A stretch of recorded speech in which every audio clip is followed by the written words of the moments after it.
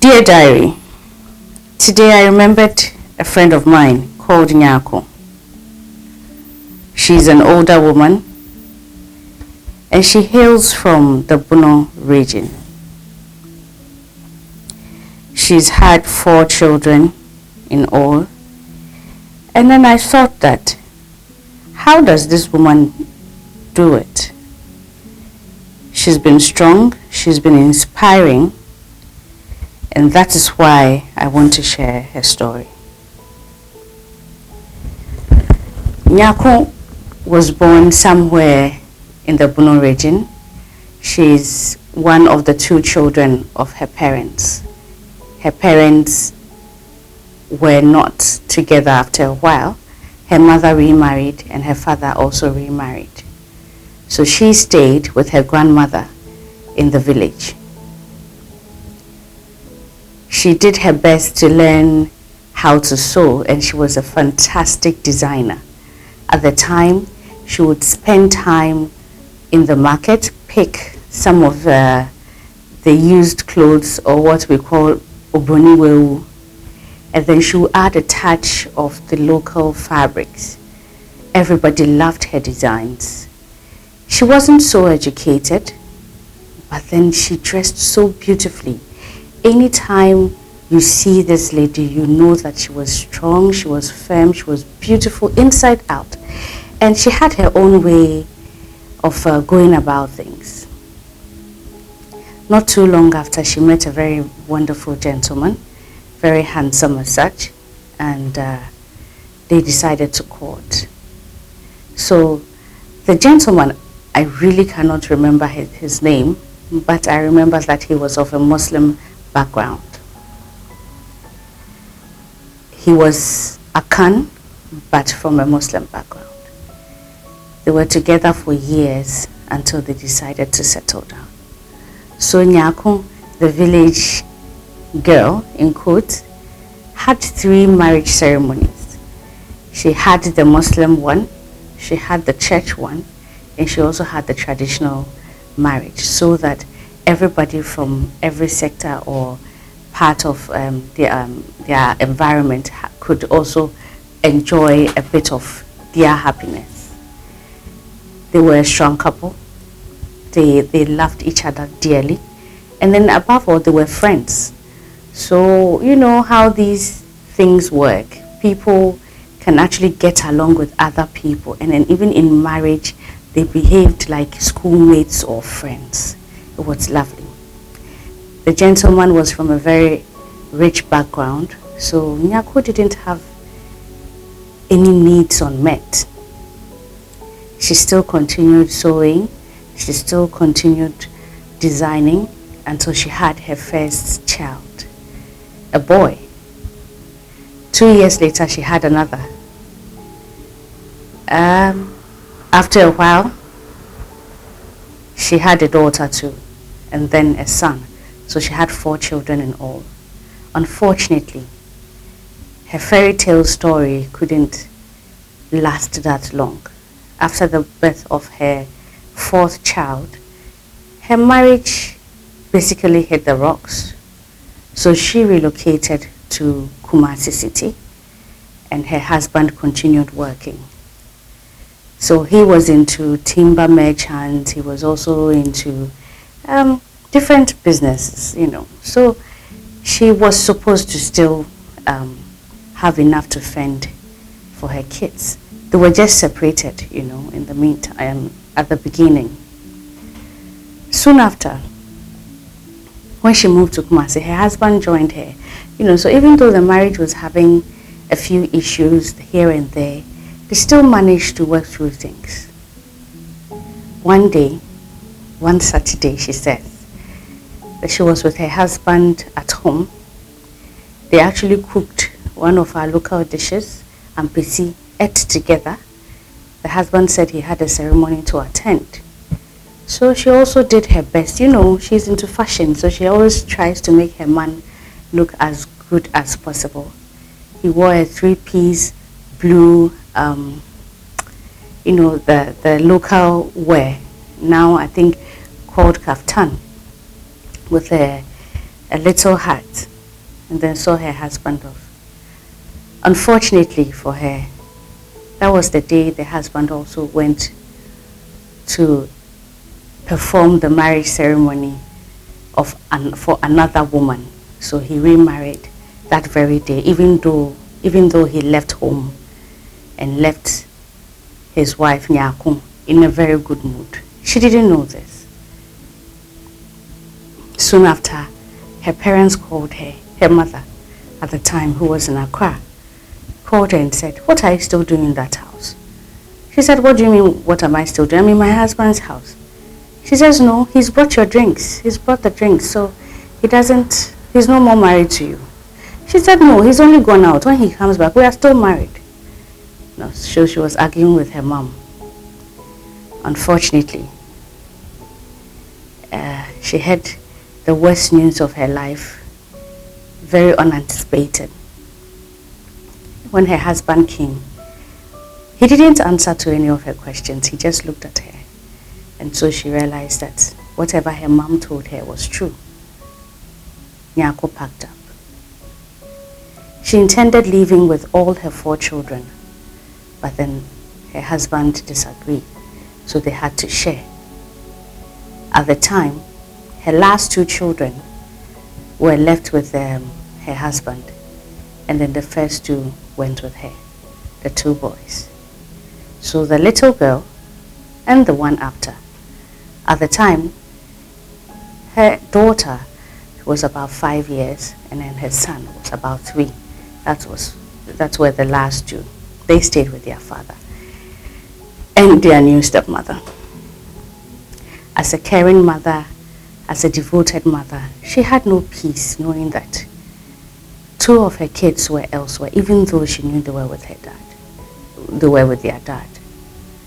When she went to Accra, to her mom's place, she basically said she couldn't live with her mom, so she had to get a place rented with her 2 sons. Nyarko did her very best to make ends meet. At the time, all she knew how to do was to sew, but she didn't even have the sanity to sit down to even sew. She started petty trading. She sold everything, from underwear to charcoal to yam. Would go to the north to pick up seeds, supply some companies, basically sleeping on trucks, getting tomatoes. She did almost every trade. She's a hard-working woman, even till date. Nyarko kept her 2 boys in school. She kept checking on the other 2 children who were with her husband. She knew they weren't happy. She also knew that the kids were being maltreated by their stepmother, especially from neighbors who would tell her stories about her children. But what was she supposed to do? How was she supposed to get these children back? Anyway, time and time she would come to Kumasi. She would go and visit her children. Sometimes she was allowed to see them, other times she wasn't. It took a while. Unfortunately, the new wife of her husband passed on, and so her children, 2 of them, were given back to her, so she had all 4 of her children. That was one of the happiest days of her life, but the point was that she just didn't have enough to fend for 4 children, especially in Accra. They were living in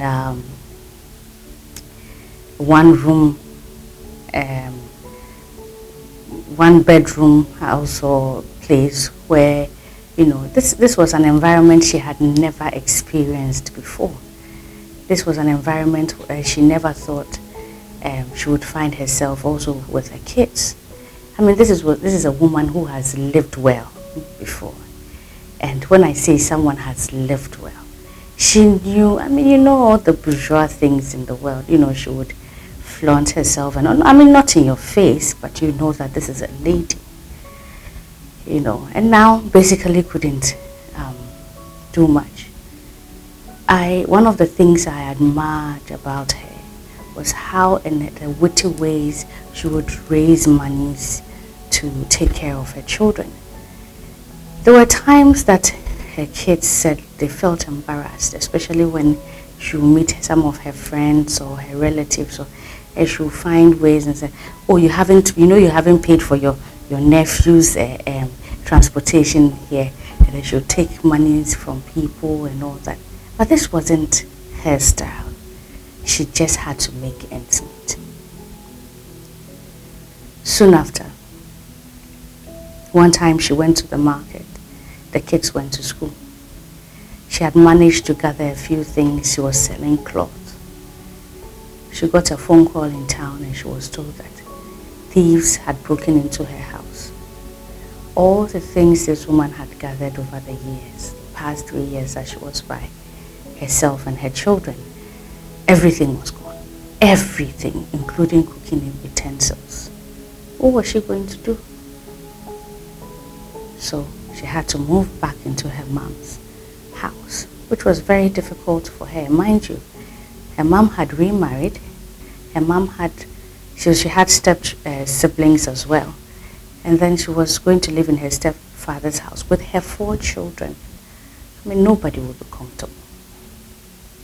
She did her best. And her kids were good kids, very intelligent children, very intelligent. The older child had scholarships. The second one was very good also with computers and all that. The girl was a lady. The last is one everybody would want to know because he was strong, firm, very adventurous, more like his mother, and a bit of his father. Finally, the day came where they had to go to court and have their final divorce. And the interesting love story of Nyarko and her husband was that even though they were separated for so long, when they finally got the papers signed for their divorce, her then ex-husband spent the night in her house. That's interesting. I mean, they were that close. So their friendship still remained. But unfortunately, the man had lost almost everything. Also, well, for whatever reason, I cannot tell. So that meant also that, he didn't have much to help her with. Her kids kept making her proud. There were days that as a devastated single mother, she was out of character, or sometimes she would go overboard, and she tells me that there are days that she would threaten her children that, I'm not going to take care of you, I'm going to sack you, you go to your father, and all that. And she says, till today, she regrets saying such things to them. Why is that? Because she felt it was of no fault of the children that they were in such a situation. But that was the only way she could also vent her problems.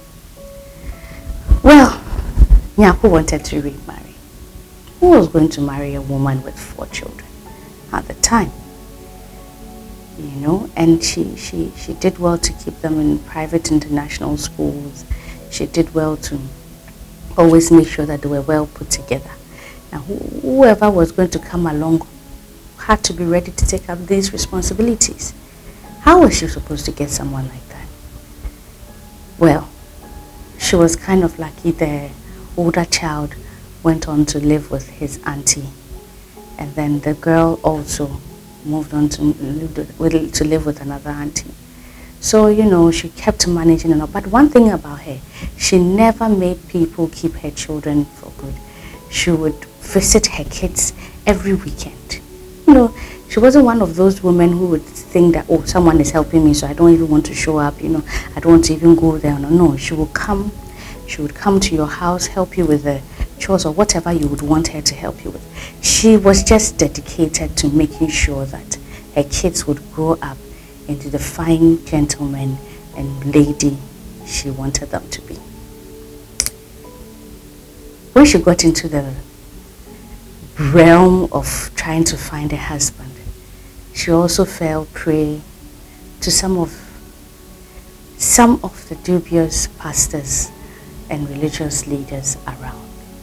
So she was moving from one church to another, going for prayers, going for miracle service that God will give her husband and for a breakthrough. Some had ways of taking monies from her. She would spend time at work. I mean, she was just dedicated to everything that she put her mind to. So yes, there were days that even her daughter was taken advantage of, and then she would break down. Yet she had to pursue what she wanted. She had many suitors, some who were ready to take her up, but were not ready to accept her children. And of course, there was no way Nyarko was going to opt for that. This is a strong woman. And so for the many people who came around, most of them also left. Now, I share her story because looking at where she has come from and where she is now, I mean, it's just so inspiring. So, Nyarko's kids grew up. All of them went to the university. All of them went to the university. She continued with her petty trading and the things she did and all that. They all had good jobs. You know, they are all by themselves. Fortunately, they are all married. Now, her older son was able to make it to the US, did his best, and also came for his mother. Now, before Nyarko left, she would visit all her children's home, try to help and all that. Now, for a woman with a strong character, I must tell you that when I say she's strong from every angle, and she can be a lot. So there were times that she would be little challenging to handle. You know, she would she easily broke down emotionally. She would emotionally blackmail her children sometimes. You know, when you are trying to have a conversation with someone, the person just starts crying. You know, I have suffered for you. I've given up all the good things in my life. That is typical of her. That is very typical of her. Yes. But this is how this woman has survived all these years, and she's just of a very strong character. You know. Years after, almost about 30 years down the lane, she and her ex-husband, they didn't remarry, but reunited. They're very good friends. Unfortunately, her ex-husband passed on. Nyarko is in the US now. Her son came for her about 5 years, 6 years ago. And she comes to Ghana about twice a year. It is very fascinating to know that for such a woman who came from nowhere, she's been able to take care of her children to this age.